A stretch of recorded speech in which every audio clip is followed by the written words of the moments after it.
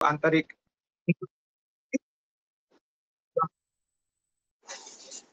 आशा करुची समस्ते निश्चित भाव में स्वागत जनइबे। मुझे कार्यक्रम आरंभ करने बेले ओंकार वंदना गान करने को श्रीमती साहू को अनुरोध करुची। आज्ञा समस्त को प्रणाम। जय जगन्नाथ। आपण मानक आशीर्वाद भल पाइबा को नहीं काली संबर्धित होईची मुख्यमंत्री पुरस्कार से आपण आशीर्वाद समस्त थाऊ। समस्त को प्रणाम जनाऊँ। मु ओंकार वंदना गान करुची। अखंड मंडलाकारं व्याप्त येन चराचरम् तत्पदं दर्शितं येन तस्मै श्री गुरवे नमः। अज्ञानतिमिरान्धस्य ज्ञानाञ्जनं शलाकया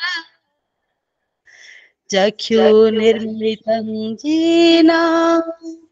तस्मै श्री गुरवे नमः। मदनाथ श्री जगन्नाथ मोद्गुरु श्री जगद्गुरु मदात्मा सर्वभूतात्मा तस्मै श्री गुरवे नमः। गुरु ब्रह्मा गुरु विष्णु गुरुदेव महेश्वर गुरु साक्षात् परम ब्रह्म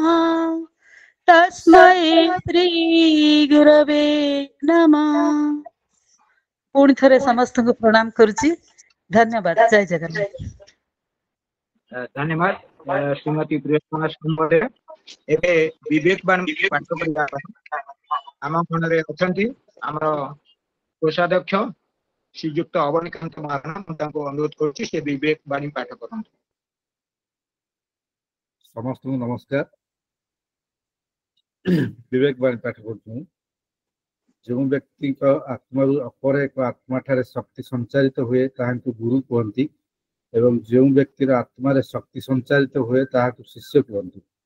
यही परि शक्ति संचार करने को हेले प्रथमे जे संचार करिवे तांकर एही संचार करिवार शक्ति थिबा आवश्यक। आउ जहांको ठारे संचारित हेबो तांकर मध्य ग्रहण करिवार शक्ति थिबा आवश्यक। बीज सतेज हेबा आवश्यक। भूमि मध्य उर्वर थिबा आवश्यक। स्वामी विवेकानंद। जय जगन्नाथ। धन्यवाद श्रीयुक्त महाराणा महोदय। आज कार्यक्रम रे अध्यक्षता करछंती आम स्वामी विवेकानंद लोक संसद जगतसिंहपुर जिला शाखार सभापति वरण्य साहित्यिक गवेषक नाट्यकार एवं जने विशिष्ट शिक्षाविद श्रीयुक्त महेंद्र कुमार आचार्य महोदय। आपण ने समस्ते जानिचंती से जने एकाधार रे शिक्षा जगत रे दीर्घ दिन धरी काम करी समग्र जिले रे एवं जिला बाहर परिचित होगा सहित जने विशिष्ट साहित्यिक भाव रे गवेषक भाव रे नाट्यकार भाव रे एवं अनेक पुस्तक से रचना करचंती। विभिन्न क्षेत्र रे से तांका लेखनी परिचालना करचंती एवं सफलता अर्जन करचंती। ओडिशा साहित्य अकादेमी द्वारा से पुरस्कृत होइचंती। से बड़ी जने महान व्यक्तित्व अनेक अनुष्ठान से मध्य संबर्धित होइचंती। विभिन्न साहित्यिक अनुष्ठान सहित से जड़ित जिले रे विभिन्न बड़ा बड़ा अनुष्ठान से जड़ित विशेषकर आमर जो जिला उत्सव रे जो कार्यक्रम आयोजन करा जाए से क्षेत्र रे जो पुस्तक से आमर प्रकाशित हुए वाणी क्षेत्र तार से होचंदी मुख्य संपादक भाव में काम करुचंदी। जने सफल व्यक्तित्व भाव में समस्त पाखरे से परिचित एवं प्रतिथर बड़ी से आज आमर ये कार्यक्रम को अध्यक्षता कर आंतरिक कृतज्ञता ज्ञापन करुच्ची एवं से कार्यक्रम को आगे नेवाई अनुरोध करुच्ची एवं आज आलोचक अच्छा श्रीजुक्त विश्वनाथ शतपथी महोदय विशिष्ट साहित्यिक और गवेषक महोदय मुझे कार्यक्रम को स्वागत करुच्ची अभिनंदन जनाऊँगी एवं आशा करुच्ची आपण माने आज विषय वस्तु संपर्क में ओडिया अस्मिता और हजि जाइथिबा अतीत संपर्क में अनेक तथ्य अनेक कथा होची सुनिबे जानिबे एवं नुआ कथा मध्य किछि जानबा में सुयोग पाइबा एवं ताकु बदे कार्यक्रम को स्वागत करछि एवं अन्य समस्त को कार्यक्रम को स्वागत रखी मु आजिर अध्यक्ष को अनुरोध करछि से कार्यक्रम को आगे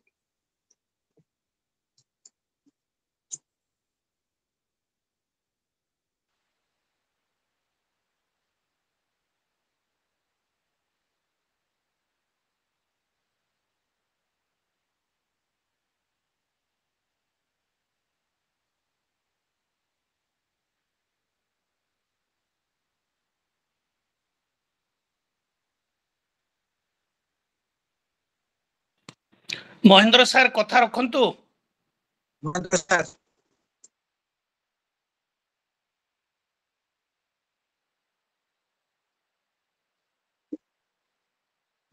अनम्यूट करंतु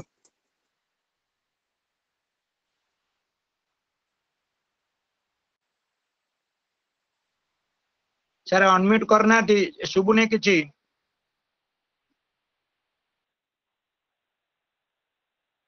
नहीं म्यूट रे अछि अनम्यूट करंतु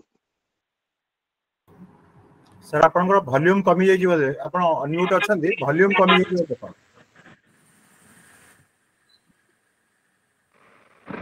ये लिखी सुबह जाऊनी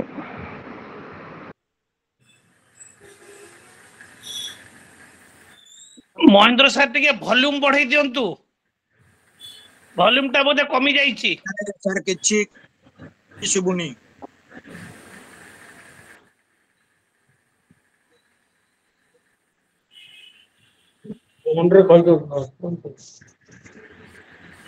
महेंद्र सर टिके देखंतु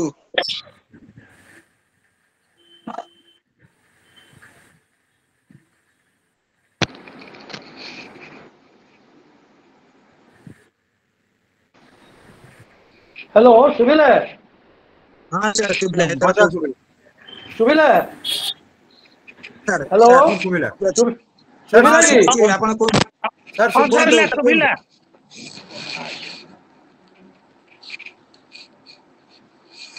स्वामी विवेकानंद लोक संसद जगतसिंहपुर शाखार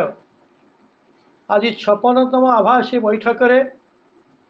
जोग देइथिबा जिला एवं जिला बाहर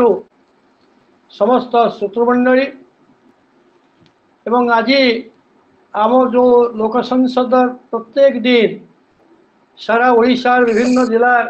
एक कार्यक्रम अनुष्ठित हुए सही क्रम रे आज आमर 56तम आभासी बैठक आरंभ होची प्रति मास 6 तारिख रे आज आसर रे आज कार्यक्रम आरंभ करिथिबा संयोजक श्रीयुक्त उत्कल रंजन महांती महोदय ओंकार वंदना करुथिबा एवं गतकाली मुख्यमंत्री शिक्षा पुरस्कार प्राप्त शिक्षयित्री प्रियतमा साहू महोदय एवं विवेकवाणी पाठ करिथिबा अमनिकांत महाराणा एवं मो समस्त सूत्रमंडली प्रतिथर भली मते एटी तो अध्यक्षता करने को पड़े एवं प्रतिथर भली एक नुआ नुआ विषय रे नुआ नुआ व्यक्तित्व ठारू आम बहुत कथा शुणा पाऊ जहाँ आमको बहु भाव में प्रचोदित करे एवं आम सब शुणिला आम भर अंतकरण हुए एवं आज ये 56तम आभासी बैठकर ये आज आलोचक अच्छा श्रीयुक्त विश्वनाथ शतपथी महोदय तांकर संपर्क में आपण मैंने अवगत अच्छा से जड़े वृत्ति व्यवसाय हेले मध्य से पूर्वर चाकरी करुले एवं चाकरी परित्याग करी साहित्य साधना गवेषणा यही कर्म निज को नियोजित कर आज जो आमर अच्छी प्रसंगटी चमत्कार प्रसंग ओडिया अस्मिता हजि जाउथिबा अतीत तांकर तो अनेक कथा अच्छी से महाभारत पर काव्य लिखुंट एवं दीर्घ 5 वर्ष धरी स्वायत्ता भारत स्वायत्ता संग्राम और विभिन्न घटनाक्रम विभिन्न स्वायत्ता संग्राम के संपर्क आलोकपात तेणु आज आम चमत्कार प्रसंग देचु जो प्रसंग से आलोचना करेंगे श्रीयुक्त शतपथी महोदय मुझे स्वागत करुच्ची आमंत्रण करुच्ची आलोचना आरंभ करने श्रीयुक्त शतपथी महोदय। नमस्कार। ये जो कार्यक्रम टी एक भिन्न धरण कार्यक्रम जहाँकि मु केबे एथिरे योगदान दे पारनी मोर दुर्भाग्य आ योगदान दबाटा मोर सौभाग्य आउ जो माने माने जो वर्चुअली जोड़ी होती आमर अभय भाई को देखिए महेंद्र सर देखिए गोपाल सर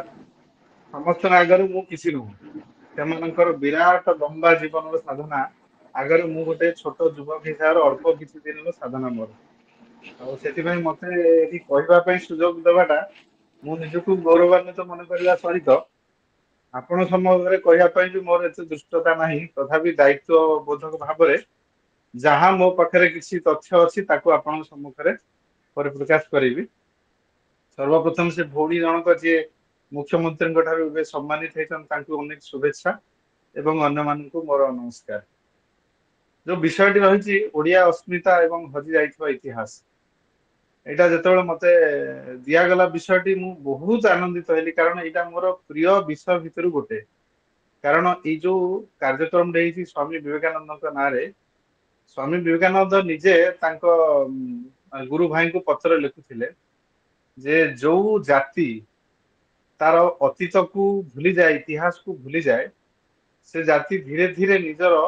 भविष्य को लोप करिवार मार्ग चले तो यहाँ निहाती सत कथा तेणु से विषय कहवाक गले मोर गोटे छोट अनुभूति आरंभ करुच्ची मुझे सॉफ्टवेयर कंपनी चाकरी करी टाटा कंसल्टेंसी सर्विस टीसीएस से समय मु ट्रेन रे जर्नी करुली गोटे स्टेशन पड़ा कानपुर से कानपुर स्टेशन में देखिली 2 घंटा विलंब अच्छी ट्रेन से बाहर को गली बाहर को गला पर देखिली गोटे चाहा दुकान सामने गोटे बिस्कुट दुकान आ व्यक्तिगत भाव में मुझे चाह पीएनी कि से बिस्कुट दुकान बिस्कुट खाइला बेले देखिली से चाहा दुकान में गोटे स्त्री लोक 2टा छोट पिला बसुंदी आ से चाहा दुकान में जड़े महापुरुष तांतिया टोपेंगर फटोटा लगी मुझे बिस्कुट वाला को पचारि भाई ये जहाँ गोटे भल संस्कार अच्छी चाहा दुकानीटे हेले भी से ता दुकान में गोटे जड़े महापुरुष तांतिया टोपे फटोटा रखुଛି एटा बहुत बड़ कथा। तांतिया टोपे आम समस्त जाचे लक्ष्मीबाई सेनापति थे युद्ध कौशल गुरु भी थे शस्त्र गुरु भी थे से तांतिया टोपे फटो से चाहा दुकान में लगी स्त्री लोक जड़े 2टा छुआ बस तो से बिस्कुट वाला को पचारि जिते बिस्कुट वाला जहाँ कहला मु आचंबित बिस्कुट वाला कहला से जो चाहा दुकानी होती तांतिया टोपे परिवार लोक माने जड़े गड़ राजा परिवार लोक आज रास्ता कड़े स्वाधीनता हेबा परे भी चाहा बिकुचंती किंतु जो परिवार तांतिया टोपे को धरई देथिला से सिंधिया परिवार लोक राजस्थान मुख्यमंत्री भी रही 2 थर कि 3 थर रही ये हूँ देशर दुर्भाग्य तेणु मत लगला से माने भी गोटे लड़ई लड़ी आमको भी गोटे लड़ई लड़वा पड़ो से समाज सामना आने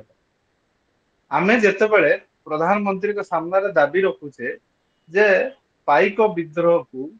कि एटा गोटे दुर्भाग्य जे आमे पाइक विद्रोह को विद्रोह कहूचे इंग्रेज माने ही ता नाम देइथिले पाइक विद्रोह विद्रोह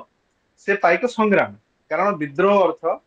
गोटे सुशासित राज्य उपर आमे आंदोलन करके बंद करने को विद्रोह कह जाए जोटा इंग्रेज माने से ना देइथिले आमे जपी होचे ताकू पाइक संग्राम से पाइक संग्राम को भारतर प्रथम स्वाधीनता संग्राम भाव आमे पालन करने आमे मान्यता पाइबा दाबी करुचे किंतु आमर परिवार अनेक पिला आमे जदि पचारिबा जे पाइक विद्रोही मानक भितर 10 जन पाइकों ना से कहीपर तार दोष से नुह तार दोष से समय इतिहासकार जो माने आमको सेटा शिखई ना आम पाठ्य पुस्तक बक्सी जगबंधु जयराज गुरु पाइचे बोली आम सौभाग्यवशत आम मन रखुचे नले एमती खोजा भितर मु तो खोजा भितर 23 जन पाइक विद्रोह कहानी को पाई बहुत गली कंदी भितर खोजी माने खोजा पड़ी तो सही पाइक आम ओडिया भाव में पाइक विद्रोह 10 जन पाइकों ना जब आम कहीपरानी तेबे मते मन हुए जे आम इतिहास को ठीक भाव आमको पढ़ा जाए नहीं आगू पढ़ा निहाती आवश्यक तो से भितर मु किसी कहानी आपण आगे रखिबी से विषय मु भाबुथिली जे जो माने आम पई सर्वस्व बलिदान दे दी चली जाइछंती से मानको कहानी आज जदि आलोच्य विषय ही पारे तेबे मो पई सौभाग्य ओडिया अस्मितार प्रकृत परिचय ही आमे सेतु पाई पारे आमे समस्ते जदि पचरा जाए जे भारत वर्ष गोटे परिवार ना को जे परिवार तीन तीन पीढ़ी प्रधानमंत्री होती और चारि चारि पीढ़ी देश स्वाधीन कर स्पष्ट भाव जो गांधी नेहरू परिवार तीन तीन जन प्रधानमंत्री आउ चारि चारि जन शासन कर पचरा जाए गोटे परिवार चारि चारि पीढ़ी भारतर स्वाधीनता निजक बलिदान दे खोजिक आम पाइबानी से गोटे परिवार संबलपुर घेस जमीदार वंशी माधव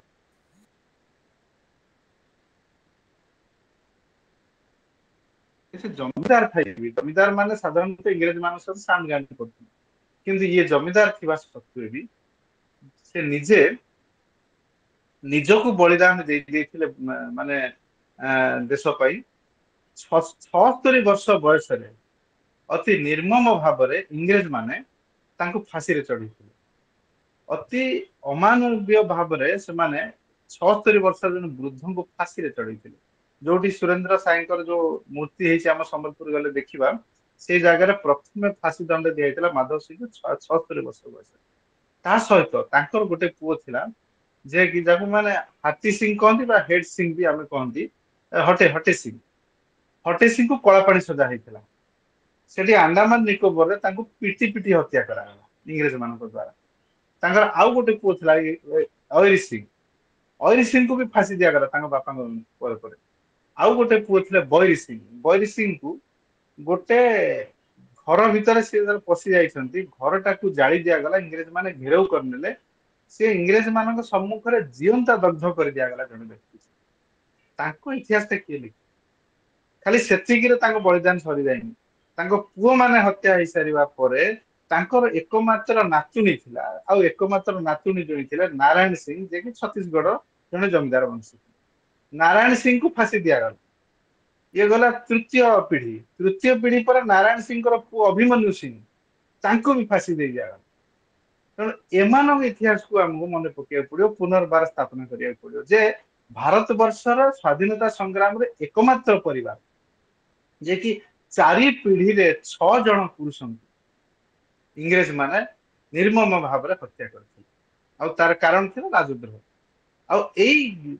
माने जो माधव सिंह तांको पुओ मानक सहित सेठी गोटे सिंघड़ा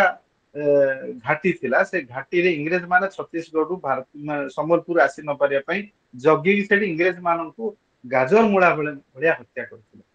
आ एते बड़ बलिदान देता परिवार को आमे जदि मने न रखिबा हुए तो आम इतिहास जदि आमे न सुधरेबा ताहले आगामी पीढ़ी आमको केबे क्षमा दबनी आ आगामी पीढ़ी जदि पचारे जे तमे माने तो थिलो सेतेबेले एमान इतिहास को काहेकि काढिलो नाही तो सेठी आमे भी प्रश्नवाची रे सामना करिया पड़ो सेठी एमान इतिहास को भी आमको उजागर करने को पड़ो आउ जड़े महापुरुष थिले तांका ना पिंडिकी बाहुबलेन्द्र 1803 मसीह 1821 मसीहा पर्यंत इंग्रेज माने कस्मिन काले खोर्धा रे निजर शासन करि पारि नथिले 1825 रे शासन कले 1806 मसीहा रे जयराज गुरु को फांसी दबा परे से माने खोर्धा अतियार करथिले तांकर माने कार्यालय आरंभ करथिले कलेक्टर अपॉइंटेड हो जाइथिले किंतु शासन करि पारि नथिले कारण एई गोटिए लोक पाइ तांको ना थिला पिंडिकी बाहुबलेन्द्र मु एंको विषय जानिली केबे 2018 मसीहा रे जेतेबेले प्रधानमंत्री नरेंद्र मोदी ट्वीट लिखिले जे पिंडिकी बाहुबलेन्द्र ना मते आश्चर्य लागला ओडिसा रे जने बड़ पुत्र को मु चिनि नै परवर्ती समय धर्मेंद्र प्रधान गोटे जो एजुकेशन मिनिस्टर धर्मेंद्र प्रधान गोटे भाषण मु सुनिली पिंडिकी बाहुबलेन्द्र ना आ मु सुनिली तार ठेंगर लोक से मु पटिया रहउथिली मु देखिली 7 किलोमीटर दूर रे मो घर 7 किलोमीटर दूर रे गोटे महापुरुष जने क्रांतिवीर अछंदी मु तांको चिन्हि मु खोजी खोजी जत पहुंचली अद्भुत कहानी 1803 मसीह जिते 1805 मसीह जिते कटक बारवाड़ी दुर्ग को जयराज गुरु घेराव करते 50,000 टका आदाय करते से समय तांकर मुख्य सेनापति थे पिंडिकी बाहुबलेन्द्र। दारुठेंगर गणपति थे से दलई उपाधि पाई परवर्ती समय इंग्रेज मान सहित सी 1806 मसीह निरंतर भाव इंग्रेज मान सहित सी युद्ध कर चलते गड़ स्थान था देउलिया पाटना जो पहाड़ जो देउलिया पाटना गाँ पाखे जो देउलिया पहाड़ से गड़ था केतबेले से दारुठेंग जो पाखे जो आपंकर चंदका कटक जो रोड अच्छी ना ग्रांड ट्रंक रोड था इंग्रेज मैंने से रोड सब बड़ खटी था इंग्रेज मान सहित युद्ध करवा साधारणतः से गरिला युद्ध करुले मात्र 300-400 पाइक मान नहीं लड़ुले से समय कौन होता कि से जो ग्रांड ट्रंक रोड पाखे गोटे बरगछ था से जो मेढ़ाशाल टे पाखक गोटे छतापर मझे गोटे बरगछ था से बरगछ ना खजना मारू बरगछ था तार कारण कौन गंजाम रू आपंकर आंध्र रु इंग्रेज मान जो खजना नहीं आसुले से बाट देकी आसुले से बाटर जो आणुले से बरगछ भर लुचिक रोते पिंडिकी बाहुबलेन्द्र इंग्रेज मान खजना गाड़ी पहुंचवा क्षणी से तीर वर्षा कर आक्रमण कर खजना को लुट कर आटा इंग्रेज मान गोटे दागू डकायत जहाँ लिखी आज भी चंदका थाना से दागी ना गुड़ा सब रही आम स्वाधीनता पर भी परिवर्तन कर तो से जो लुट करुले पाइक मान बांटी दौले पाइक विद्रोह से पाइक संग्राम से अर्थ गुड़ा से लगुले यही से कम करने भितर भी इंग्रेज मान सहित पाखापाखि 64 थर से युद्ध कर प्रत्येक थर इंग्रेज मान से हर बाध्य इंग्रेज माने गोटे थाना प्रतिष्ठा करथिले आपण गूगल रे जदि देखिबे ओडिसा प्रथम थाना कोडी प्रतिष्ठा हेतला चंदकार हेतला आ पिंडिकी बाहुबलेन्द्र को धरिया पई हेतला से जो थानाटा प्रतिष्ठा करथिले जो दिन थाना प्रतिष्ठा हला 3 दिन पर निजे पिंडिकी रात्रि जाई से थाना को जाइले सेठी 14 टी गेस्ट हाउस थिला सब गेस्ट हाउस को पिंडिकी बाहुबलेन्द्र भांगी नष्ट करथिले गोटिए गेस्ट हाउस से थाना पाखरे आज बंसी स्मृति करी रखाई नहले सेठी जो कलेक्टर आसी रोते भी माने हरियाण करुले इंग्रेज मान पूरा गाजर मूला भाला से हाणुले मारुले एते बड़ पराक्रमी थे धरिया इंग्रेज माने 1000 टंका जरिमाना रखिले से समय पटिया राजा थिले राजा मधुसूदन देव तांकर जने अंगरक्षक थिले ना होचे आर्त राउत आ से आर्त राउत पिंडिकी बाहुबलेन्द्र मित्र थिले पिला दिनर मित्र से समय जो इंग्रेज मान देखला धरी होनी मित्र मध्यम छलना कर धरिया चेष्टा कर किंतु आर्त राउत पिंडिकी को धरिया मना करने सहित से इंग्रेज मान सहित द्रोह करने आरंभ करते पटिया राजा मधुसूदन देव पिंडिकी को जो आम शिखर चंडी पहाड़ आश्रय देते फाइनेंशियली भी सपोर्ट दूसरे से इंग्रेज मान आक्रोश सही राजा मधुसूदन देव सहित इंग्रेज मान युद्ध होता आज जोटा आप किट कॉलेज किस से कैंपस अच्छी से जगह ही युद्ध होता से युद्ध 3 दिन धरी युद्ध होगा मधुसूदन देव निहत करते इंग्रेज मान शहीद होते 2 जन राणी थे मधुसूदन देव 2 जन राणी थे इंग्रेज मान ब्रिटेन नहीं जावाई इच्छा प्रकाश करते कारण से दिव्य सुंदर थे तो से 2 जन राणी भी निजको जोहर देते आम पद्मिनी राणी जोहर को एड़े बड़ इतिहास आम स्थान देचे किंतु आम ओडिशा रे पटियार 2 जन राणी निजर स्वाभिमान पाई जोहर देते से विषय इतिहास आम लिखि पार से आज भी पटिया गाँ भीतर दे जगन्नाथ मंदिर दे जो रास्ता अच्छी से रास्ता को आज भी कहती सती दांड कारण से बाट देकी से जोहर नवाई राणी 2 जन जाइए परवर्ती समय 1920 मसीह जो इंग्रेज माने पुणी पुरी ऊपर आक्रमण करते जो जगन्नाथ मंदिर ऊपर आक्रमण करने चेष्टा करते से समय पुरी रास्ता थिला आपनकर खोर्धा देकी आपनकर जो जटणी देकी सेपटे आपन डेलांग देकी जीवा पड़ता पुरी से डेलांग पाखरे जो पिपिली डेलांग पाखरे गोटे भीषण युद्ध होता पिंडिकी बाहुबलेन्द्र इंग्रेज सहित जो इंग्रेज माने परास्त होता पुरी को स्वाधीन घोषणा करते 1920 मसीह पिंडिकी बाहुबलेन्द्र किंतु परवर्ती समय इंग्रेज माने पिंडिकी बाहुबलेन्द्र आउ जो बंधु थे ना ध्रुवजय हरिचंदन ध्रुवा बोली कहुए मणिपड़ार लोक से जगार जिते इंग्रेज माने कहले जे तुमको 1000 टंका दि 20 बाटी जमी दि 20 बाटी जमी मैंने आप कैलकुलेशन करेंगे पाखापाखि 1400 रु ऊर्ध एकर जमी से मिलूला आ से लोभर प्रलोभन दिने गोटे माणबसा गुरुवार से पिंडिकी बाहुबलेन्द्र को डकई घर को राति पिंडिकी बाहुबलेन्द्र घर को जाते ଆଉ ପଣା ଯୋଉ ଦହି ପଣାରେ ସେ ଦୁଦୁରା ଫଳର ମଞ୍ଜିକୁ ତାଙ୍କୁ ଛେଚିକି ତାଙ୍କୁ ପେଇ ଦେଇଥିଲେ, ଯାହା ଦ୍ୱାରା ସେ ବେହୋସ ହେଇଯାଇଥିଲା। ଆଉ ଇଂରେଜ ମାନେ ପାଖାପାଖି 200 ଇଂରେଜ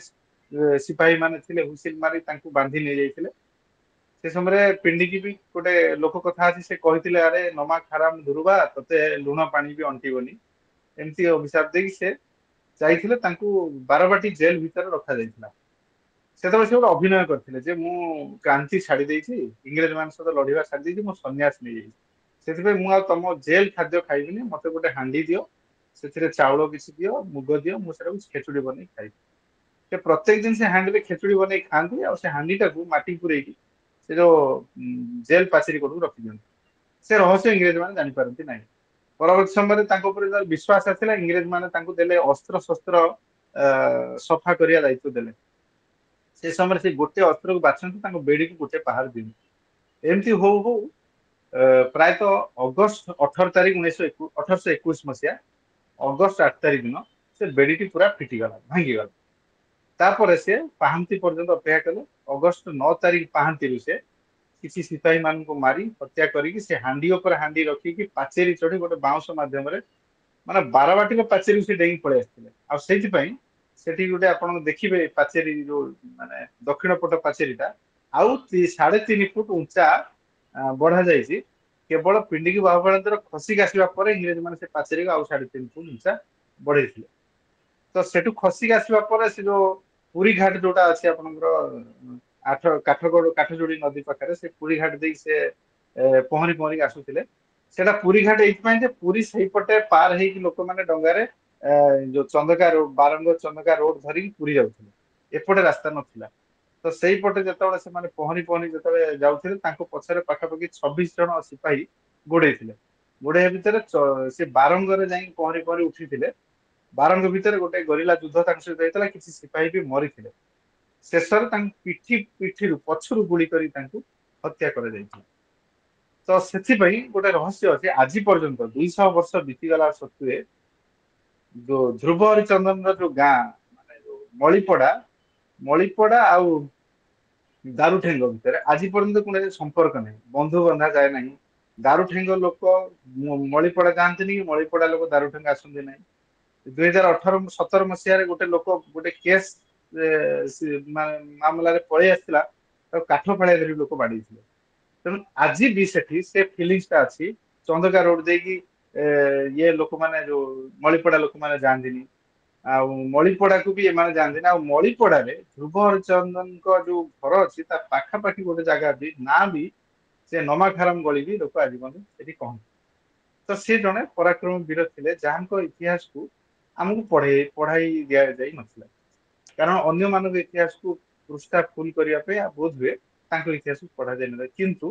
ତା ଉପରେ ସାଧନା କରି ଖୋଜିବା ଦରକାର। ଆଉ ଗୋଟେ କଥା, ସେ ଯେତେବେଳେ ଦେଉଳିଆ ପାଟଣାରେ, ଦେଉଳିଆ ପାହାଡ ଉପରେ ଯେତେବେଳେ ସେ ଲଢୁଥିଲେ, ଇଂରେଜ ମାନଙ୍କ ସହିତ ଗରିଲା ଯୁଦ୍ଧ କରୁଥିଲେ, ସେତେବେଳେ ଗୋଟେ ଜମିଦାର ପରିବାର ତାଙ୍କୁ ସହଯୋଗ କରୁଥିଲେ। ସେ ଥିଲେ ଉଗାଳ ଷଣ୍ଢ ଜମିଦାରଙ୍କ ନାଁ। ସେ ବହୁତ ସହଯୋଗ କରିଥିଲେ। ତାଙ୍କର ଗୋଟେ ପୁଅଟେ, ମାତ୍ର 20 ବର୍ଷର ପୁଅ, ତା ନାଁ ବୀରବର ଉଗାଳ ଷଣ୍ଢଙ୍କ ପୁଅ। ଯେତେବେଳେ ଇଂରେଜ ମାନେ ସେ ଯୋଉ ଦେଉଳିଆ ପାହାଡ ଉପରକୁ ଆକ୍ରମଣ କରିବା ପାଇଁ ଆସୁଥିଲେ, ଏ ଯୋଉ ବୀରବର ଉଗାଳ ଷଣ୍ଢ ଗୋଟେ ଉଚ୍ଚା ବରଗଛ ଉପରେ ବସିକି ପାହାଡ ଉପରେ ସେ ଗୋଟେ କାହାଳୀ ବଜେଇ ଦଉଥିଲା। ଆଉ ଯୋଉ କାହାଳୀ ଶୁଣିକି ଇଂରେଜ ଯୋଉ ପାଇକ ମାନେ ସଜାଗ ହେଇଯାଉଥିଲେ, ଇଂରେଜ ମାନଙ୍କ ଉପରେ ଆଗୁତରେ ଆକ୍ରମଣ କରୁଥିଲେ, ଆଉ ଯାହାଦ୍ୱାରା ଇଂରେଜ ମାନେ ପରାସ୍ତ ହଉଥିଲେ, ବାରମ୍ବାର ପରାସ୍ତ ହଉଥିଲେ। ଏଇ ପରିପ୍ରେକ୍ଷୀରେ ସେ ପିଲାଟିକୁ ଥରେ ଇଂରେଜ ମାନେ ଧରିଲା ପରେ ତାକୁ ଗୁଳି କରିକି ସେ ଜାଗାରେ ହତ୍ୟା କରି ପକେଇ ଦେଇଥିଲେ। ସେ ଯୋଉ ପାହାଡର ଯୋଉ ପଥର ଉପରେ ସେ ପିଲାଟାକୁ ଫୋପଡା ଯାଇଥିଲା, ସେ ପଥରକୁ ଦେଉଳିଆ ପାଟଣା ଗାଁର ସ୍ତ୍ରୀ ଲୋକମାନେ ହଳଦୀରେ ମଙ୍ଗୁଳେଇକି ସିନ୍ଦୁର ମାରିକି ତାକୁ ସେ ଗଛ ମୂଳେ ରଖି ପୂଜା କରୁଥିଲେ। ଆପଣ ଭାବନ୍ତୁ, ଓଡିଶାରେ ଜଣେ କ୍ରାନ୍ତି ବୀରକୁ ଗାଁର ସ୍ତ୍ରୀ ଲୋକମାନେ ଠାକୁର ଭଳି ପୂଜା କରିବା ଏ ଛୋଟ କଥା ନୁହେଁ। ଆଉ ପରବର୍ତ୍ତୀ ସମୟରେ ସେଇ ଯୋଉ ଦେଉଳିଆ ପାହାଡର ମାନେ ତାର ପାଦ ଦେଶରେ ଗୋଟେ ମନ୍ଦିର ମଧ୍ୟ କରାଯାଇଛି। ତା ନାଁ ବି କାହାଳିଆ ଷଣ୍ଢ ମନ୍ଦିର ରଖାଯାଇଛି। ଆଜି ବି ଆପଣ ଗଲେ ସେଠି ଦେଖିପାରିବେ, ସେଠି ପ୍ଲଟିଂ ଗୁଡା ହେଇଗଲାଣି, ଲୋକ ଜାଗା ପାଟି କିଣି ପକେଇଲେଣି, କିନ୍ତୁ ସେ ଜାଗା ଭିତରକୁ ଆପଣ ଯଦି ଯିବେ, ଆଜି ବି ସେ ମନ୍ଦିର ମାନେ ପ୍ରମାଣ ହେଇକି ଅଛି। ଆଉ ସେ ଇତିହାସ ବି ଆମକୁ ଖୋଜିକି କାଢିବା ଦରକାର। ଆଉ ଜଣେ ସେମିତି ବୀର ଥିଲେ 1827 ମସିହାର जो युद्ध समय जिते इंग्रेज मान सहित पाइक मान युद्ध चलता अर्थात जिते बक्सिंग समय सरी जाता से तापंगगढ़ दल बेहरा थे माधव चंद्र राउतराय सी थे दल बेहरा अर्थ जो गड़ राजा थे से दलई थे छोट राजा से गड़पति आ बड़ जो माने माने गड़ राज्यर राजा थे दल बेहरा कह से तापंगगढ़ गड़पति थे सी से समय कौन होता कि इंग्रेज मान नजर पड़ा तो तापंगगढ़ खोर्धा पर अत्याचार कले 1825 मसीह तापंगगढ़ स्वाधीन था तापर जो आक्रमण करते 1827 मसीहा मे 23 तारीख दिन से भीषण आक्रमण करी माधव चंद्र राउतराय इंग्रेज मान परास्त करते से समय पाखापाखि 200 रु ऊर्ध्व इंग्रेज मान से हत्या कर परवर्ती समय कटक बारवाटी दुर्ग गोटे बड़ विषम संकट देखादेला जे सेमाने केमिति से तापंगढ़ को विजय करेंगे से पुणी गोटे बड़ सेना धरिक से गले से समय जो जाइए पुणी से द्वितीय थर पूरा बड़ फौज धरी से आक्रमण करते पाइक मात्र थे 1200 से समय इंग्रेज पाखापाखि 7500 सैन्य थे ता सत्वे भी प्रथम दिन एमाने तापंगढ़ राजा माधव चंद्र राउतराय विजय लाभ करते पाखापाखि 115 सिपाही से हत्या करते द्वितीय दिन 227 जन हत्या करते तृतीय दिन कौन घटी जे सेमानंकर जो गुप्त रास्ता को बते जे किसी बेईमान ऑफिस माने जो कर्मचारी माने जो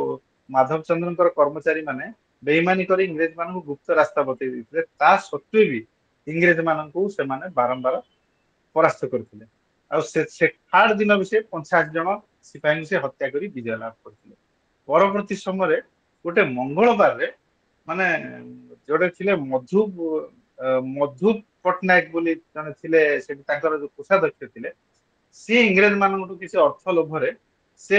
गोटे रहस्य कहते मंगलबार दिन माधव चंद्र राउतराय से युद्ध करते ना कारण सी थे बाटेश्वरी देवी पूजारी थे से दिन बाटेश्वरी पूजा करते से अस्त्र उठाते ना किंतु से दिन राति मंगलबार दिन अचानक इंग्रेज मान जो आक्रमण कर माने माधव चंद्र राउतराय अस्त्र उठे नथिले किंतु भीषण मात्रा इंग्रेज मान गोटे बड़ निधन घटी बड़ पराजय घटी कह जाए जे माँ बाटेश्वरी निजे रणचंडी रूप धरिक सहित लड़ई करथिले आ इंग्रेज माने से दिन भी परास्त होइथिले जेतेबेले सबु बाट बंद होगला से पाइलेनी बाधे पुणी मधु पट्टनायक आउ किसी अर्थ लोभरे तांकर जो अस्त्रागार थिला आ मंदिर भीतर जो धन संपत्ति थिला तार बाट बतई देथिला तेणु से इंग्रेज मैंने राताराति अस्त्रागार को लुट कर नहीं आसते मंदिर धन संपत्ति भी लुटि देते जहाद्वारा आउ माधव चंद्र राउतराय आउ अस्त्र शस्त्र अभाव युद्ध जीति पार नथिले पाइक माने छत्रभंग देथिले आ जहाद्वारा इंग्रेज माने तापंगगढ़ को अत्याचार करथिले आ किंतु माधव चंद्र राउतराय से धरी पारि नथिले से खसिकी चिलिका को चली जाइथिले चिलिकार गोटे गाँ रे गोटे पहाड़िया गाँ भीतर लुचि थिले से समय हठात दिने भीषण झड़ बात्या आसी चिलिकार किछि किछि माने जो धीवर जो माने केउट माने थिले सेमानकर जो मत्स्य माछ धरिबार जो डंगा गुड़ा भासी जाइथिले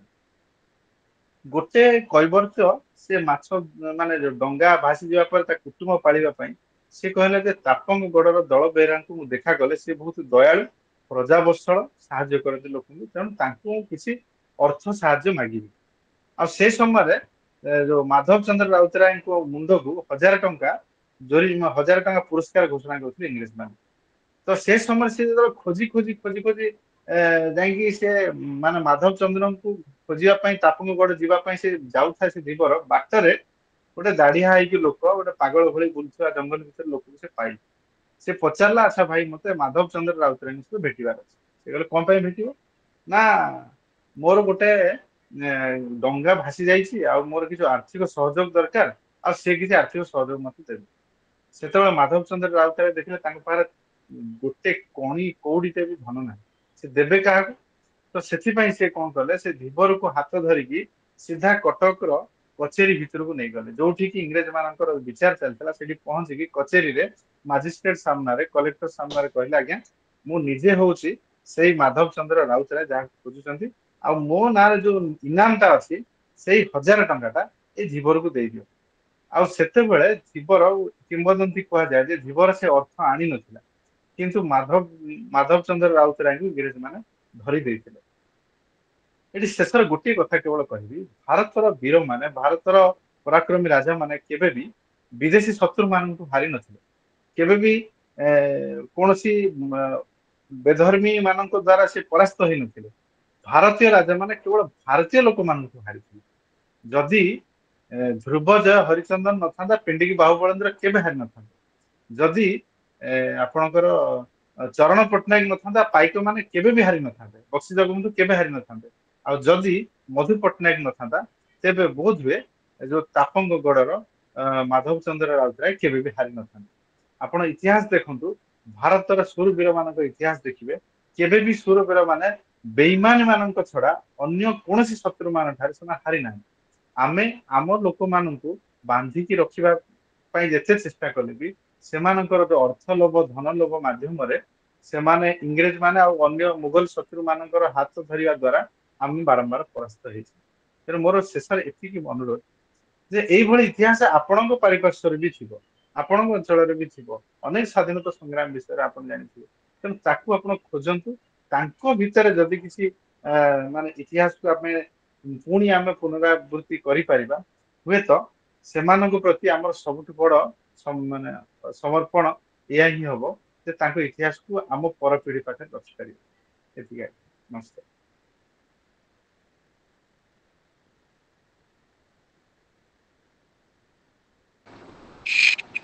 ସଂଯୋଜକ ମହୋଦୟଙ୍କ ଅନୁରୋଧ, ସେ କାର୍ଯ୍ୟକ୍ରମ ଆଗକୁ ନିଅନ୍ତୁ।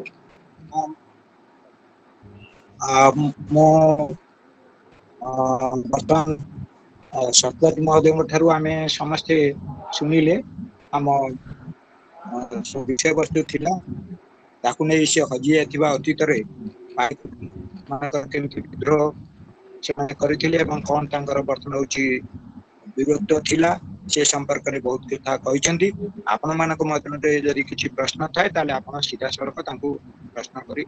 ପଚାରି ପାରନ୍ତି। ଜୟ ଜଗନ୍ନାଥ। ସଭାପତିଙ୍କ ଅନୁମତି ନେଇ ମୁଁ ବିଶ୍ୱନାଥ ଶତପଥୀଙ୍କୁ ଗୋଟେ ଅନୁରୋଧ ରଖୁଛି, ଆପଣ ଯୋଉ ଅନାଲୋଚିତ କାହାଣୀ ସବୁ କହିଲେ ତାକୁ କିନ୍ତୁ ପୁସ୍ତକାକାରରେ ଲିପିବଦ୍ଧ କଲେ ଆମର ପରବର୍ତ୍ତୀ ପିଢି ମାନେ ତାକୁ ପାଇପାରନ୍ତେ। ଆପଣ ଯୋଉ ଗବେଷଣା କରିକିରି ଯାହା ପାଇଛନ୍ତି ତାକୁ ଲେଖା ଆକାରରେ ତାକୁ ପ୍ରକାଶ କରନ୍ତୁ ବା କରିବା ପାଇଁ ପ୍ରୟାସ ଏବେ କରନ୍ତୁ। ଜୟ ଜଗନ୍ନାଥ। ଆଜ୍ଞା ଆଜ୍ଞା ଏବେ ଗୋଟେ ବହୁତ ଭଲ ଲାଗିଲା, ବହି ବହୁତ ଆମେ ଅଜଣା କଥା ଆପଣଠୁ ଜାଣିବାକୁ ପାଇଲୁ, ବହୁତ ସୁନ୍ଦର ଲାଗିଲା। ଏବଂ ଆହୁରି କିଛି ଥିବ ଆପଣ କହିବାକୁ, ସମୟ ବି ଆହୁରି ଥିଲା, ଆଉ 10 ମିନିଟ ଆପଣ ସମୟ ବହୁତ ଅଛି। କହିପାରିଥାନ୍ତେ। ତେବେ ୟାକୁ କିନ୍ତୁ ପୁସ୍ତକ ଆକାରରେ ଲିଖା ଆକାରରେ ୟାକୁ ପ୍ରକାଶ କରାଯାଇ ପାରିବ, ତାର କିଛି ବ୍ୟବସ୍ଥା କରନ୍ତୁ, ନହେଲେ କେମିତି କରାଯାଇପାରିବ ତା ପାଇଁ କିଛି ଆଉ ସେଇ ଅନୁରୋଧ ଆପଣଙ୍କୁ ରଖୁଛି। ଜୟ ଜଗନ୍ନାଥ। ଏବେ ଏବେ ଏବେ ପିଣ୍ଡିକି ବାହୁବଳେନ୍ଦ୍ରଙ୍କ ଜୀବନୀ ବହିଟି ବର୍ତ୍ତମାନ ସାହିତ୍ୟ ଏକାଡେମୀ ଛାପୁଛି। ବର୍ତ୍ତମାନ ସେଟା ପ୍ରାୟ ସରିବା ଅବସ୍ଥାରେ ଏଟା ପ୍ରକାଶିତ ହେଇଯିବା ଭିତରେ। ଆଜ୍ଞା, ଆଉ ବାକି ମାନଙ୍କର ଲେଖା ଚାଲିଛି, ତାକୁ ଗୋଟେ ପରେ ଗୋଟେ ବହି ତାକୁ ଆମେ କରିବା। ବହୁତ ବହୁତ ଧନ୍ୟବାଦ, ବହୁତ ବହୁତ ଧନ୍ୟବାଦ। ଚାଲୁ।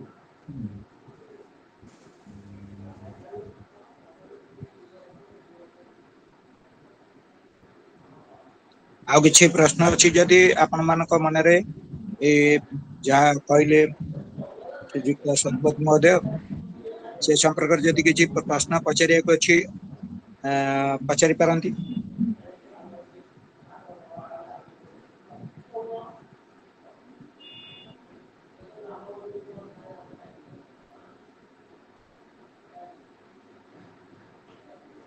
ଆମେ ତ ପ୍ରଶ୍ନ ପଚାରିବୁ ନାହିଁ, ଆମେ କିନ୍ତୁ ବିଶ୍ୱନାଥ ଭାଇଙ୍କ ବିଷୟରେ ଟିକେ ଆଉ ଆପଣ ମାନଙ୍କର ଅବଗତି ପାଇଁ ଜଣାଇବୁ ଯେ କି ଯେତେବେଳେ ଯେତେବେଳେ ବିଶ୍ୱନାଥ ଭାଇ ଜଏନ କରିନଥିଲେ, ଆମେ ସେତେବେଳେ ତାଙ୍କ ବିଷୟରେ କହୁଥିଲୁ ଯେ 31 ତାରିଖ ଦିନ ଆମର ମାନେ ଯୁବ ସମ୍ମିଳନୀ ର ଭାର କାନ୍ଧରେ ବହନ କରିକିରି ତାକୁ ସକ୍ସେସଫୁଲି କରେଇ ସାରିଲା ପରେ 1 ତାରିଖ ଦିନ ତାଙ୍କ ବାପା ଆଡମିଟ ହେଲେ କୋଉଠି ସମ ହସ୍ପିଟାଲରେ, ସେବେଠାରୁ ଏବେ ବୋଧେ ଘରକୁ ଗଲେଣି ନା ନାଇଁ ଜଣା ନାହିଁ, ଆସିନାହାନ୍ତି। ଦେଖନ୍ତୁ ମୁଣ୍ଡ ହଲଉଛନ୍ତି, ଆସିନାହାନ୍ତି, ହସ୍ପିଟାଲରେ ଅଛନ୍ତି। ତଥାପି ଆମ ସାଙ୍ଗରେ ଯୋଡି ହେଇଥିବାରୁ ଆଉ ଆମକୁ ଦିଗଦର୍ଶନ ଦେଇଥିବାରୁ ଓଡିଆ ଅସ୍ମିତା ଆଜି କି ଯୋଉ ଉପାଦେୟ ତଥ୍ୟ ସେ ଆମ ସମ୍ମୁଖରେ ରଖିଲେ, ଆଉ ଯୋଉ ମାନେ ତାପଙ୍ଗ ଗଡର ଦଳ ବେହେରାଙ୍କର ଯୋଉ ଉପସ୍ଥାପନା, ସେଇଟା ପ୍ରକୃତରେ ମାନେ ଆମର ଉତ୍ତର ପିଢିର ଲୋକମାନେ ସେଗୁଡା ସବୁ ପଢିବା ଦରକାର। ଏବଂ ଆମେ ତାଙ୍କୁ ଯଦି ଆମ ତରଫରୁ जो व्यवस्था भितर जो आप कहते कि साहित्य एकाडेमी छापिया जाऊँगी गोटे नुआ पदक्षेप एवं जेहेतु वर्तमान गवर्नमेंट अच्छी एवं पुराना इतिहास को आगू को आने चाहूँगी जोटा कि आमर प्रथम संग्राम बोली कि कहजिव जे कि 1818 मसीह ना केते सेटा हेतला 1820 जोटा कि 1817 को आम जो आरंभ करवा बोली कहला से जो पदक्षेप नौचंती जदि सेटा को डिक्लेयर करा जाए सेटा भी गोटे नुआ इतिहास हबो तेणु जेहेतु नुआ इतिहास जॉइन माने लेखा माने सेंट्रल गवर्नमेंट तरफ आउ स्टेट गवर्नमेंट तरफ पदक्षेप निया जाउची मु भाबुची जे ये अनालोचित पिंडिकी बाहु बलंदर कथा जेहेतु मु जटणी रे थिली 10 वर्ष 11 वर्ष रहिली से अंचल रे जेकोसी जगह सभा समिति हेले मते जीवाकू पड़े एवं मु सुनिची एई मानकर कथा एई मानकर आलोचना मु सुनिची आ जहा सेटा माने विश्वनाथ भाई हमर समस्तंकर आखि खोलचंती एवं सेई अनालोचित कथा को किछि हम आगे रखिचंती आउ जो दारुठेंग आउ जो गाँव जो दीटा गाँव कथा कहले मणिपड़ा दारुठेंग से आमे मध्य से जाइचु से माने दारुठेंग गाँ को आमे जाइचु एवं देखिचु तांकर सब से जो परंपरा तांकर जो तांकर भितर जो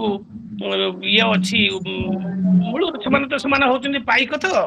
तेणु से भितर सेटा अछि तेणु ये जो कथा जो आमर जने पूर्व जने जी सजेशन देले जे कि बही आकार रे जदि आम पाखक आसंता इतिहास हेकरी माने आम पिला माने उत्तर पीढ़ी जा पढ़न्ते सेटा गोटे भल पदक्षेप एवं सेति पय मध्य साहित्य एकाडेमी प्रयास करिवो एवं आमे मध्य ताकू आमे इनपुट दबा जे कि साहित्य एकाडेमी को जेमति सेटा आसंतु काना हमरो महेंद्र सार मध्य साहित्य एकाडेमी पुरस्कार प्राप्त व्यक्तित्व बहुत इतिहास पर बहुत काम करिसेंती तेणु तांकर कथा मध्य किछि गुरुत्व दब से तो सी मध्य तांकर प्रस्ताव दे परिबे एटा हला कथा आम एई जो आज विश्वनाथ भाई कथा रखुचंती बोली कि आमे आम साहित्य एकाडेमी तरफ आमे जेते सॉरी साहित्य अखिल भारत साहित्य परिषद अनेक सभ्य मानक आमे जेरा जणाइथलु जे कि विश्वनाथ भाई कथा रखिबे एवं हमर अनेक भाई मध्य आम संगे आज जोड़ी नारायण भाई सत्यजित भाई एमाने सब जोड़ी आ सुंदर भाव में उपस्थापना कले हमर विश्वनाथ भाई से आम धन्यवाद दौचु आउ गुड़ाई कथा आम नुआ कथा आम शुणिलु आ विश्वनाथ भाई आउ गोटे परिचय होउची से जड़े अनुवाद कवि माने आमर जे प्रधानमंत्री थिले अटल बिहारी वाजपेयी अनेक कविता को से अनुवाद करिसेंती आमे जदि अन्य समय रे केते बडे सुयोग पाइबा माने वाजपेयी को कवितार महत्व बा तात्पर्य देश प्रति देश प्रीति एवं अटल बिहारी वाजपेयी कविता यही शीर्षक रे मध्य आमे विश्वनाथ भाई ठार शुणी परिबा काइना से निजे अटल बिहारी वाजपेयी कविता पढ़ी ताको अनुवाद करी आम पाखरे पहुंची तेणु से साहित्य उपर मध्य गोटे आलोचना हेले मध्य हमर जो आयोजक भाई माने अछंती उत्कल बाबू अछंती महेंद्र भाई अछंती आमे को स्तर कवि थिले अटल बिहारी वाजपेयी ताहा मध्य हमर समस्त को जानिबा कथा मो आगामी दिन रे अनुरोध करिबी आयोजक मानको जे कि ए विषय रे मध्य गोटे थर विश्वनाथ भाई को सुयोग देले आमे तांको सुनी परिबा विश्वनाथ भाई को बहुत बहुत धन्यवाद बापा मेडिकल रे पढ़ी तथापि आछिक आम संगे हमको दीपक जो इतिहास रो कथा हम पाखरे रखिले बहुत सुंदर बहुत सुंदर वो भी मेडिकल की अछि प्रस्ताव रखछन्ती मो बे महेंद्र सर को अनुरोध करबी से तांकर एक जो हमर आजिर आलोचक जा कहले से संपर्क रे से तांकर टिप्पणी प्रदान करी जगतसिंहपुर शाखा स्वामी विवेकानंद लोक संसद आयोजित आभासी पाठचक्र आलोचना शेष होइछि प्रथमे मो आपण मानक अभिनंदन जनइबी जे आपण विश्वनाथ सतपथींकर वक्तव्य शुणी सारा पर सहित अंतकरण करिसेंती अनेक प्रस्ताव देइसेंती एवं मु अभिभूत होउथिले जे सेतेबेले तांकर वक्तव्य रखुथिले कथाटी एहीपरि 1100 बा द्वादश शताब्दीर शेष भाग जितेबले जयचंद्र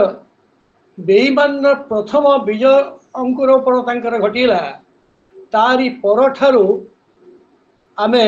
जदि आलोचना करिबा जे माधव सिंह पर्यंत एवं जोटी जो जो जगह आम विरुद्ध कथाई चरण पट्टनायक पर्यंत मुझे गोटे सूचई देवाक चाहे जे भारत वर्षर जो दुर्भाग्य है 700 वर्षर विदेशी शासन जो शासन भितर पाखापाखि 500 वर्ष धरी आमको आक्रमण करागला जे स्वर्ण प्रसु भारत को ये जो मोहम्मद घोरी जो परवर्ती पीढ़ी मान अफगान माने गोटे कथा थिला जे से आमर स्वाभिमान को भय करते किंतु दुर्धर्ष चतुर बणिक जाति जितेबले भारत वर्षर माने अख्तियार करगला मु इंग्रेज मान कथा कहूँ आमर समस्त स्वाभिमान आमर शिक्षा संस्कृति को से माने हटई देवाई चक्रांत कले और सफल है मैंने आश्चर्य है जे भारत वर्ष जो प्राचीन वेद वेदांत थिला गोटे समय आमको भूल दिगला जे आम वेद जापर नहीं मैक्समोलार जदि वेद उपर किसी लिखि न था कही न था आज हे तो वेद को आम भूली जाता सेमती इतिहास लिखाई पारि विश्वनाथ बाबू वक्तव्य दुख प्रकाश करुले प्रकृत इतिहास लिखा जा पारि नहीं आम भली जो मैंने पूरा माने गले बयस गले आम जो इतिहास पढ़िलु आमको लेखा इतिहास रे केवल मोगल मानकर बापा जाना कीर्ति ये गुड़िक आम पढ़ी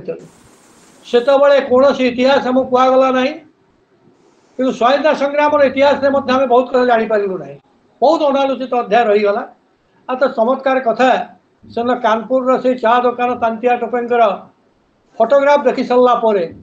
विस्मित होता विश्वनाथ बाबू आमको आनी छाड़दे कौटी ना तापंगगढ़ छाड़दे ये जो पिंडिकी बाबू कथा कहले अनेक लोगों कथा कहते आपण मैंने जानते जे ओडिशा स्वाभिमान से दिन उद्रेक होता जितेबले पंचदश शताब्दी में कपिलेन्द्र देव समग्र दाक्षिणात्य जय कर जो दलबेहरा मान कहला उत्कल शक्ति होती 18टी मान दलबेहरा उड़ाड़ी ठार आरंभ कर दलबेहरा माने उत्कल को साहाय्य करुले प्रतिरक्षा दूसरे से सूर्यवंश आरंभ ठार ओडिया अस्मिता आस्ते धीरे धीरे धीरे वृद्धि पाइला दुखर कथा सी पुणी लोप पाईगला प्रताप रुद्र बेले तो जहाँ घटला से तो हूँ बहुत कथा आलोचना कर इतिहास किंतु आज गोटे संक्षिप्त वक्तव्य भितर 4-5टी चरित्र को जहाँ विश्वनाथ बाबू आगू आणिले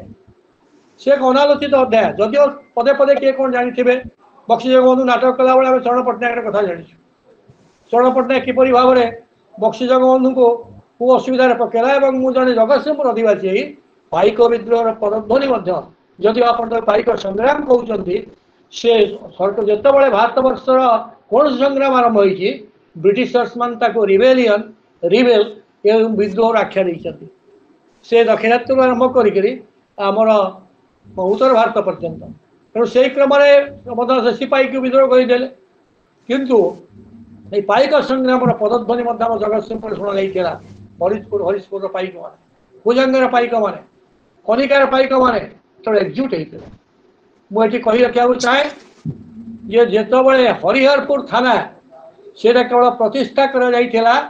ये पाइक विद्रोह अवसर पाइक मान को बंदी करने हूँ प्रथम थाना परवर्त जगतसिंहपुर थाना गोटे तीर्तोल कराई जगन्नाथपुर तेणु ये जो इतिहास गुड़िक अनालोचित अध्याय अच्छी मुझे जगतसिंहपुर स्वाधीनता संग्राम इतिहास को संकलन कर लिखिली से मत बहुत कथा एमती बुलिया को पढ़ी जहाँ विश्वनाथ कहते केवल मो जगतसिंहपुर कन्फाइन रही से मोर गोटे चैप्टर था ये पाइक विद्रोह जो पदध्वनि से केमती व्यापी जाइला एवं ब्रिटिश सरकार जब प्रथम के माने पराजय लाभ करथिला से आसु आसु ओडिशा लाभ करथिला जदि ओडिशा को सभा शेष से विजय कला 1803 मसीहा सही सिखी मनाई द्वारा एक से विजय कला कि से विजय बेसी समय रही पारा नहीं 15-17 वर्ष विव्रत हो पड़े एवं से इतिहास लोमहर्षक कहानी पिंडिकी बाबुलेन्द्र कथा कहगला माधव सिंह कथा तो से कहपर आम तो बहुत कथा घटीगला तापंगर गढ़ बेहरा कथा कहगला यही अध्याय गुड़िक आमको शुणई दिगला ना आम तो शुणुनु मु 37 वर्षर शिक्षकता प्रधान शिक्षक दायित्व भूगोल पढ़ाऊली ये सब कथा आलोचना कला बेले आमको जहाँ स्क्रिप्ट दिगला जो इतिहास दिगला आम इतिहास शिक्षक सिया को पढ़ेले एवं सिया चेष्टा कले नहीं जे आमर इतिहास कौन अच्छे दुखर कथा आमर ये राजनेता मान इतिहास लिखती मु कार ना ना चाहे नहीं आप जानी ओडिशार इतिहास संपर्क किए लिखिते कौन लिखिते आपन जदि से कथा जानवे जे साहित्य एकाडेमी इतिहास जदि आप देखिए जे केवल स्वाधीनता संग्राम इतिहास को विकलांग करने जड़े प्रथित दशा सुरेंद्र महांती को साहित्य एकाडेमी पुरस्कार दिगला ना अंध दिगंत पर बहुत समय विलंबित होगा तेणु आज जहाँ विश्व मुझे धन्यवाद देवी से 4-5टी चरित्र आनी जहाँ संपर्क में गोटे गोटे बही भी पार मनोग्राफ हो पार मुझे खुशी हूँ साहित्य एकाडेमी बर्तमान छापुची गोटे मनोग्राफ छापुची पिंडिकी बाबू बलेन्द्र एमती अनेक मनोग्राफ आमको करा पड़ो जदिओ बर्तमान प्रति अंचल आम जगतसिंहपुर अंचल सेमती स्वाधीनता संग्राम देदीप्यमान दीपशिखा अच्छा संपर्क में किसी मनोग्राफ कर साहित्य एकाडेमी शलादेवी संपर्क अनेक संपर्क है ना किंतु आमर ये जो पाइक संग्राम को आम प्रथम स्वाधीनता संग्राम पदध्वनि कथा कहवा चाहूचे से निष्ठार सह कार्य करा पड़ो सेपरी विश्वनाथ बाबू भली अनेक व्यक्तित्व जो मैंने जिज्ञासु भाव जहाँ पाखे अच्छी से आसतु इतिहास को पुनरालोचना करूँ इतिहास पुनर्लिखन हो सत्य उद्घाटित हो आमर उत्तर पीढ़ी जानतु ओडिया स्वाभिमान कौन एवं आम जो इतिहास हजि हजि जाऊँगी जो इतिहास को आम जापर ना इतिहास रही जाऊँगी उखुरेदवा पुणी देदीप्यमान हो जल से दीपे आम किसी तेल भरीदवा जाजल्यमान हम आम उत्तर पीढ़ी की दिग्दर्शन दब अशेष अशेष धन्यवाद देवी विश्वनाथ साहित्य एकाडेमी प्रस्ताव दे मनोग्राफड़ा करने निश्चित भाव में यहाँ प्रस्ताव आम दवा तेणु मु आज आलोचना चक्र अत्यंत मुग्धकर भाव में शुणी एथु नुआ नुआ क्षय सब बाहर आगामी दिन में जो प्रस्ताव देते अभय बाबू जे वाजपेयी कविता संपर्क आलोचना करने एक बहुत आनंद कथा भारांतर आम आलोचना करवा यह कही मोर समाप्त टिप्पणी शेष कर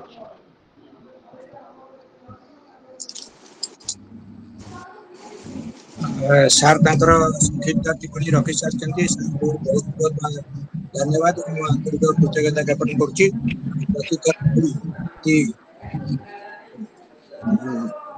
सुंदर भाव कार्यक्रम को संपादन करदर्शन विषय वस्तु किसी भी रखते मुझे कार्यक्रम शेष पर्यायर आसी पहुंचीचे मुझे धन्यवाद देवा आमर विचारधारार अध्यक्ष लाला संग्राम केशरी राय मधु को अनुरोध कर समस्त को प्रणाम। आज स्वामी विवेकानंद लोक संसद जगतसिंहपुर शाखार 56तम पाठचक्रमालार आभासी बैठक में उपस्थित थिबा समस्त सदस्य मानू मो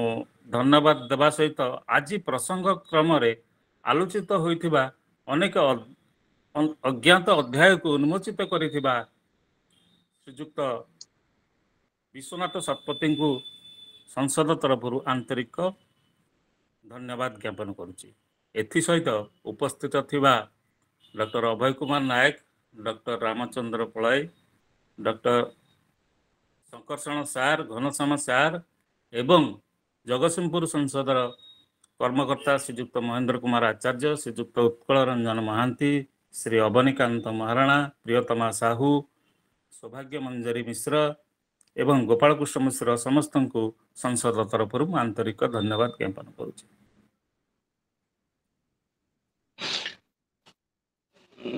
विश्वनाथ बाबा, विश्वनाथ भाई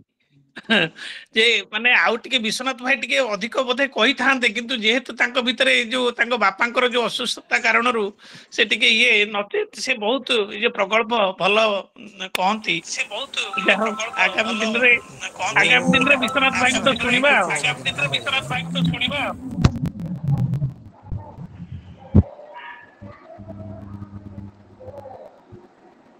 शांति पाठ संजय महोदय आरंभ करूँ। शांति पाठ अनुरोध कर अच्छा श्रीमती सौभाग्य मंजरी मिश्र महोदय मुझे अनुरोध कर शांति पाठ